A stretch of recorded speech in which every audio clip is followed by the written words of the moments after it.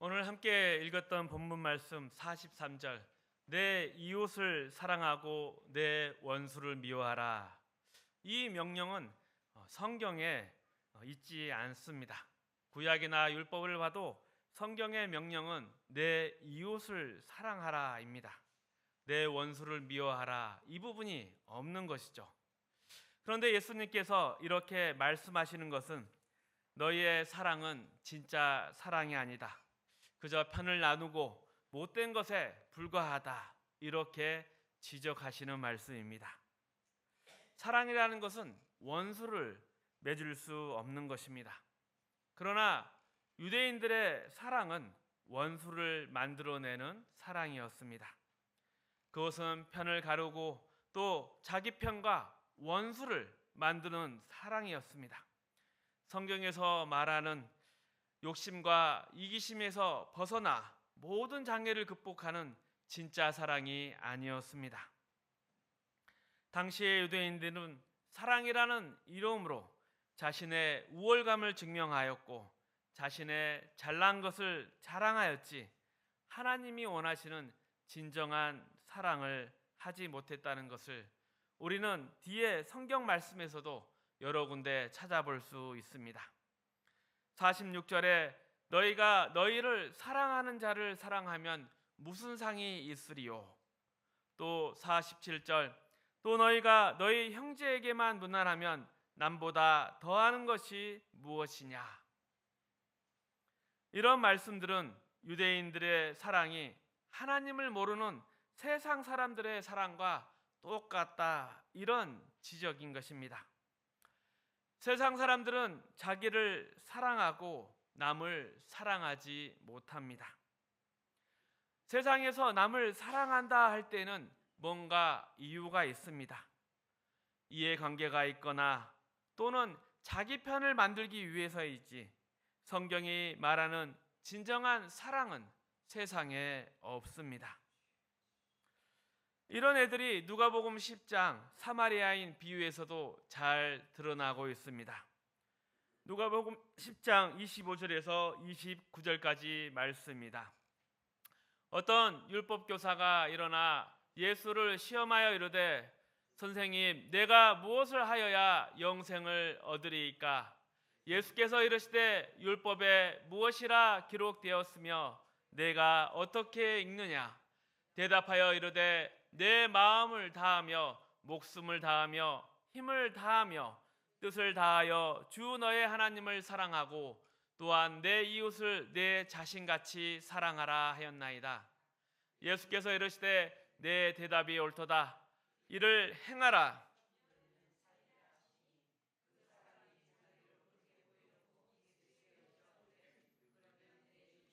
누구니까? 예수님을 시험하기 위해서 한 율법사가 율법에 무엇을 행해야 영생을 얻을 수 있습니까? 이렇게 질문합니다. 이에 대해서 예수님은 율법의 가장 중요한 뜻이 무엇이냐? 그것은 하나님을 사랑하고 이웃을 사랑하라. 다시 율법사가 질문을 바꾸어서 이렇게 묻습니다. 그렇다면 사랑해야 할 나의 이웃이 누구입니까? 이 질문의 의미는 이런 것이죠. 네, 하나님 말씀 잘 알겠습니다. 그런데 내가 사랑해야 할 대상이 누구입니까? 어디까지를 나의 이웃이라고 해야 되는지 그 대상과 범위를 정해 주십시오. 그러면 제가 사랑하겠습니다. 그러자 예수님은 선한 사마리아인의 비유를 드시는 것입니다. 우리 30절에서 36절 말씀도 함께 읽어보겠습니다. 예수께서 대답하여 이르시되 어떤 사람이 예루살렘에서 여리고로 내려가다가 강도를 만나매 강도들이 그 옷을 벗기고 때려 거의 죽은 것을 버리고 갔더라.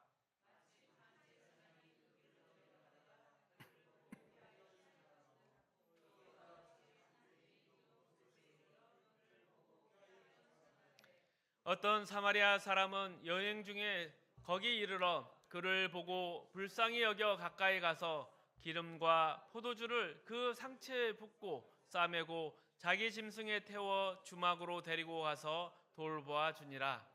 그 이튿날 그가 주막 주인에게 데나리온 둘을 내어주며 이르되 이 사람을 돌보아 주라. 비용이 더 들면 내가 돌아올 때 갚으리라 하였으니 내 생각에는 이 세 사람 중에 누가 강도 만난 자의 이웃이 되겠느냐. 율법사의 질문은 이웃이 누구입니까? 어디까지 내가 사랑을 하면 되겠습니까? 그리고 내가 어디까지 또 어디까지 그 사랑을 실천하면 이웃 사랑의 모든 것을 만족시키겠습니까? 즉 이웃에 대한 범위와 대상을 물었고 예수님의 대답은 강도 만난 쪽에서 보면 사랑이 필요한 쪽에서 보면 누가 이웃이겠냐 이렇게 답하는 것입니다. 그러니 예수님의 대답은 사랑의 주인공을 바꿔버린 것이죠. 율법사의 질문은 사랑은 사랑을 하는 쪽에 권리다 이러한 입장에서 질문을 하는 것이고 예수님의 답변은 사랑을 받는 쪽에 그 권리가 있다 이렇게 바꾸어서 이웃이 누구냐고 반문하는 것입니다. 참 재미있는 대답입니다. 여러분의 생각은 사랑의 주어가 누구입니까? 사랑은 베푸는 자의 권리가 아닙니다. 왜냐하면 베푸는 자의 권리가 되면 금방 사랑은 베푸는 자의 자랑으로 돌아오기 때문입니다. 난 누구를 사랑했다. 이것을 이해하기 위해서 우리가 조금 내용을 바꿔서 구제하는 것에 대해서 생각해 보겠습니다. 우리가 누구를 도와야 할까요? 돕는 첫 번째 조건은 무엇입니까? 불쌍한 사람을 도와야 합니다.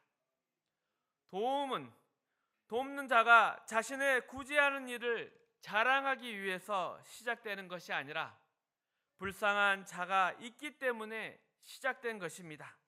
그 불쌍한 자를 위해서 구제가 실행되어야 하는 것입니다. 이 문제만 해도 우리가 얼마나 틀렸는가 하면 구제할 때 첫 번째 조건이 불쌍한 사람인데도 거기에다가 조건을 하나 더 붙입니다. 불쌍한 사람 중에서 예수 믿는 사람.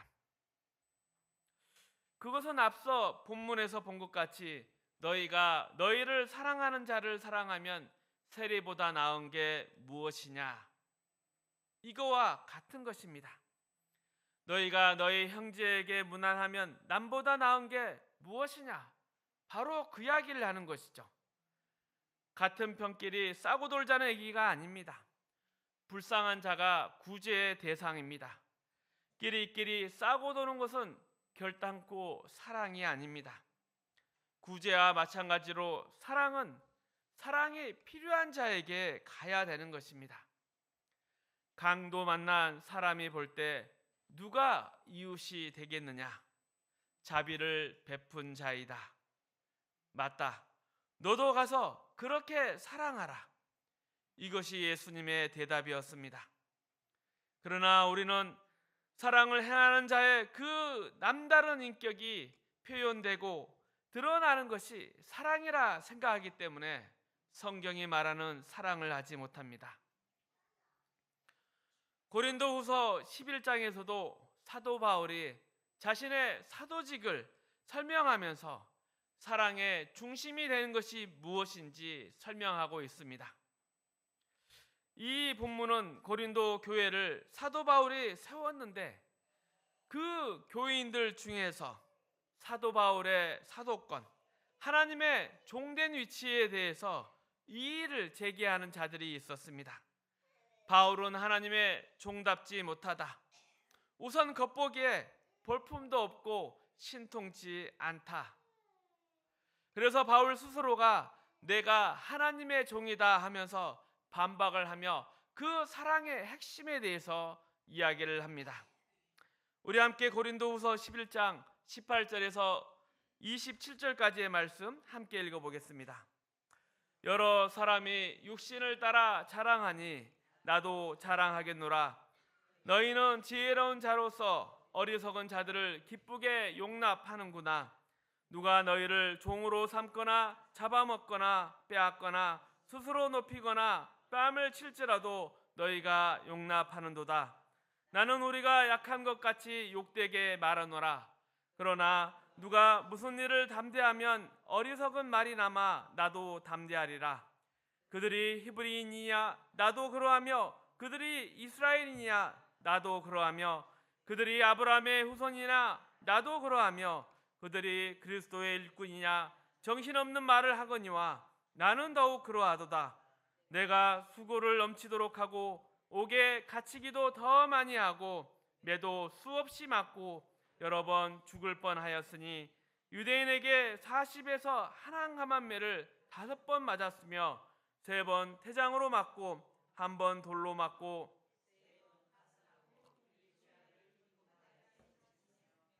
여러 번 여행하면서 강의 위험과 강도의 위험과 동족의 위험과 이방인의 위험과 시내의 위험과 광야의 위험과 바다의 위험과 거짓 형제 중에 위험을 당하고 또 수고하며 예수고 여러 번 자지 못하고 줄이며 목마르고 여러 번 굶고 춥고 헐 벗었노라. 바울의 대답은 이렇습니다.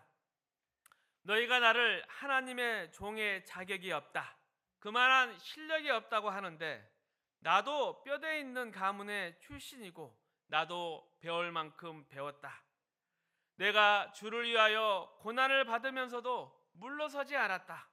내가 매도 수없이 맞고 갇히기도 했으며 여러 고생을 당하고 굶고 춥고 헐벗었지만 포기하지 않았노라.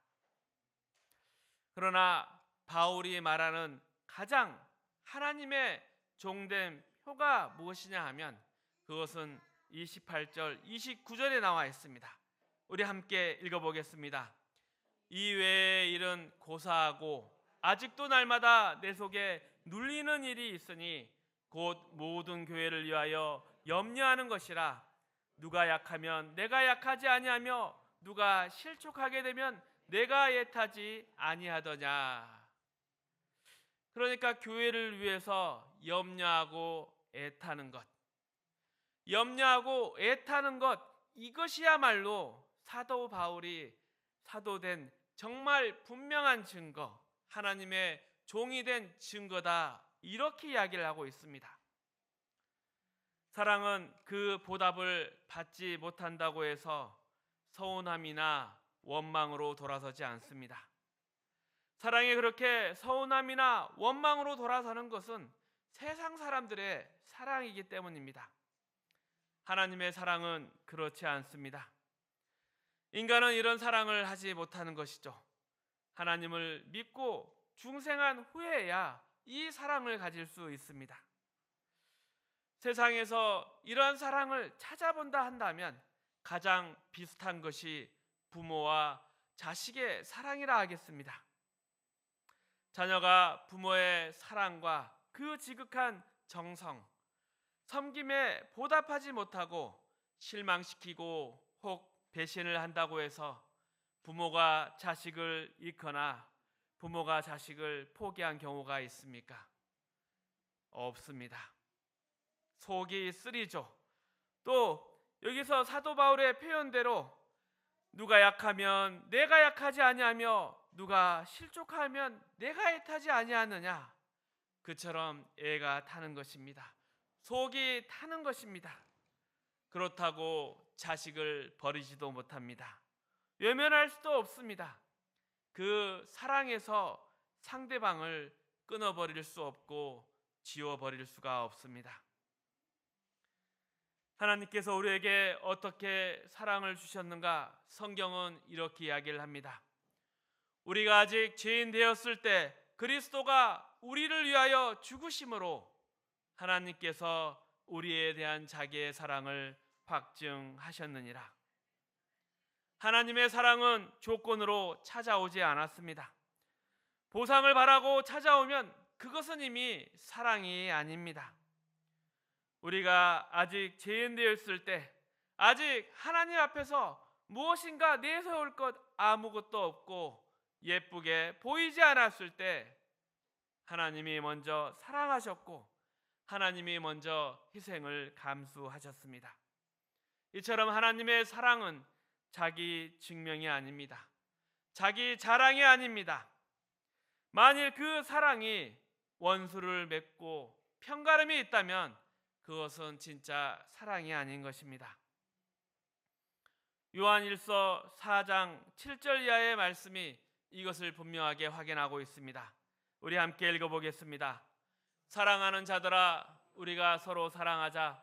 사랑은 하나님께 속한 것이니 사랑하는 자마다 하나님으로부터 나서 하나님을 알고 사랑하지 아니한 자는 하나님을 알지 못하나니 이는 하나님은 사랑이심이라. 하나님의 사랑이 우리에게 이렇게 나타난 바 되었으니 하나님이 자기의 독생자를 세상에 보내심은 그로 말미암아 우리를 살리려 하리니. 사랑은 여기 있으니 우리가 하나님을 사랑한 것이 아니요 하나님이 우리를 사랑하사 우리 죄를 속하기 위하여 화목제물로 그 아들을 보내셨음이라. 사랑하는 자들아, 하나님이 이같이 우리를 사랑하셨은즉 우리도 서로 사랑하는 것이 마땅하도다. 아멘. 하나님이 우리에게 사랑을 베푸셨습니다. 하나님의 사랑을 받은 하나님의 자녀만이 이 사랑을 압니다. 그리고 우리는 비로소 이 사랑을 할 수 있습니다. 세상 사람들이 이 사랑을 할 수 없는 이유는 이 사랑을 모르기 때문입니다. 진짜 사랑을 받아본 적이 없습니다. 그래서 이 사랑을 할 수 없습니다. 만약 앞의 예처럼 믿는다는 이름으로 믿는 자들끼리만 사랑을 주고받는다면 그것은 사랑이 아닙니다. 그것은 그저 편을 나누는 것입니다. 우리는 저들과 다르다 자랑하는 것에 불과하는 것입니다. 이런 자랑은 못난 것들입니다. 우리의 자랑은 함께 가는 자랑이 되어야 되고 하나님의 베푸신 은혜에 함께 기뻐하는 자랑이 되어야 합니다. 너는 없지, 나는 있다, 이런 식으로 우열을 가려서는 안 되는 것입니다. 이런 것들은 바로 서기관과 바리새인의 의에 불과한 것입니다. 그들의 사랑은 사랑을 할 만한 자들끼리 하는 것들입니다. 진짜 사랑을 하지 못하는 것은 그들이 하나님의 사랑을 모르기 때문입니다. 고린전서 13장 13절에 가면 이 사랑이 얼마나 중요한 개념인지 이야기가 나옵니다. 우리의 신앙에서 사랑보다 더 중요한 것이 없습니다. 우리의 신앙의 핵심은 바로 사랑입니다. 고린전서 13장 1절에서 3절 말씀 함께 읽겠습니다. 내가 사람의 방언과 천사의 말을 할지라도 사랑이 없으면 소리나는 구리와 울리는 꽹과리가 되고 내가 예언하는 능력에 있어 모든 비밀과 모든 지식을 알고 또 산을 옮길 만한 모든 믿음이 있을지라도 사랑이 없으면 내가 아무것도 아니요 내가 내게 있는 모든 것을 구제하고 또 내 몸을 불사르게 내줄지라도 사랑이 없으면 내게 아무 유익이 없느니라. 아멘. 우리는 우리의 신앙의 본체를, 믿음의 본체를 능력이나 열심, 경건이라고 생각합니다. 그리고 사랑은 그 기능 중에 하나 정도로 오해를 하고 있는데 사랑을 이렇게 생각해서는 안 됩니다. 사랑이 신앙의 본체입니다. 사랑이 믿음의 본체입니다. 그 중에 한 가지가 아닌 것입니다. 내가 예언하는 능력이 있어 모든 비밀과 모든 지식을 알고 또 산을 옮길 만한 모든 믿음이 있을지라도 사랑이 없으면 내가 아무것도 아니요. 놀라운 믿음이 있을지라도 믿음이 본체가 아니라는 말입니다. 사랑이 본체이다.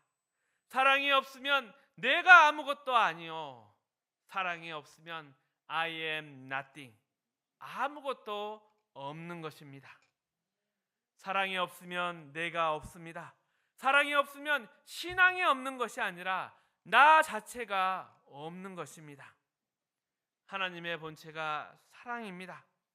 거기서부터 능력도 나가고, 거기서부터 신앙도 나가고, 구제도 나가고, 거기서부터 뭐든지 나가는 것입니다. 사랑이 믿음으로, 활동으로 나가는 것입니다. 모든 것이 사랑으로부터 나오는 것입니다. 그저 개념이나 원리, 기능이 아닙니다. 고린전서 13장 1절에서 3절 다시 한번 보십시오. 내가 사람의 방언과 천사의 말을 알지라도 사랑이 없으면 소리나는 구리와 울리는 꽹과리가 되고, 능력이 있어 모든 비밀과 모든 지식을 알고 또 산을 옮길 만한 모든 믿음이 있을지라도 사랑이 없으면 내가 아무것도 아니요, 내가 내게 있는 모든 것을 구제하고 또 내 몸을 불사르게 내줄지라도 사랑이 없으면 내게 아무 유익이 없느니라. 그런데 우리의 삶은, 우리의 신앙은 어디로 가고 있습니까? 오늘날 한국교회에 큰 병이 있다면 믿음의 본질을 열심이나 능력이라 생각하는 것입니다. 왜 열심이나 능력을 구하고 바라는 것일까요? 열심을 내면 하나님이 그 열심의 보상으로 내가 원하는 것, 내가 필요한 것을 주리라 생각하고 있기 때문입니다. 열심이 본체가 아닙니다. 열심 안에 있는 것은 내 욕심입니다. 그리고 왜 능력으로 합니까? 그 능력을 누구에게 베풀기 위해서가 아니라, 이웃에게 유익을 주기 위해서가 아니라, 그 능력으로 내가 원하는 것, 내 소원하는 것을 이루기 위해서입니다. 그 능력을 행사함으로 사람들 앞에서 잘난 척하고 싶어서입니다. 내 신앙의 본체가, 내 믿음의 본체가 무엇인지 점검해 보십시오. 나 스스로가 하나님의 자녀다 말할 수 있는 근거가 무엇인지 생각해 보십시오. 이러이러한 것을, 내가 하나님의 자녀된 표라 생각하는 것들, 이러이러한 것을 하나님이 제일 좋아하실 거라 생각하는 것들, 그것의 이유가 무엇인지 곰곰이 생각해 보십시오. 하나님이 좋아하는 것을 하면 내게 원하는 것을 주시겠지, 이것 아닙니까? 언제나 하나님 앞에 드리는 것 뒤에는 소원이 붙어 있습니다. 이것은 사랑하는 것이 아닙니다. 사랑이 신앙의, 믿음의, 우리의 삶의 본체입니다. 하늘 아버지의 온전하신 같이 너희도 온전하라. 이것이 하나님이 우리를 향한 뜻이고 목표입니다. 그리고 우리의 삶, 우리의 신앙의 목표와 내용인 것입니다. 하늘 아버지의 온전하신 같이 너희도 온전하라. 이것을 하나님이 제일 좋아하십니다. 우리가 하나님을 닮고 완전한 하나님의 자녀로서의 자유에 이르는 것을 좋아하시지, 우리에게 다른 목적이 있거나 다른 바라는 것이 있는 것이 아닙니다. 능력 있고 높아지는 것, 이런 것을 하나님이 우리에게 원하시지 않습니다. 그것들은 그저 나의 욕심에 불과한 것들입니다. 내 신앙이 아직 죄인 되었을 때 그 아들을 보내신 하나님의 사랑으로 채워지지 않고 그것을 목표하지 않는다면 결국 나는 신앙이라는 이름으로 내 욕심을 채우고 있는 것입니다. 내가 이웃을 사랑하고 있나 확인해 보십시오. 고린전서 13장 4절 이하에 이렇게 나옵니다. 우리 함께 읽어보겠습니다. 사랑은 오래 참고, 사랑은 온유하며 시기하지 아니하며, 사랑은 자랑하지 아니하며 교만하지 아니하며 무례히 행하지 아니하며 자기의 유익을 구하지 아니하며 성내지 아니하며 악한 것을 생각하지 아니하며 불의를 기뻐하지 아니하며 진리와 함께 기뻐하고 모든 것을 참으며 모든 것을 믿으며 모든 것을 바라며 모든 것을 견디니라. 아멘.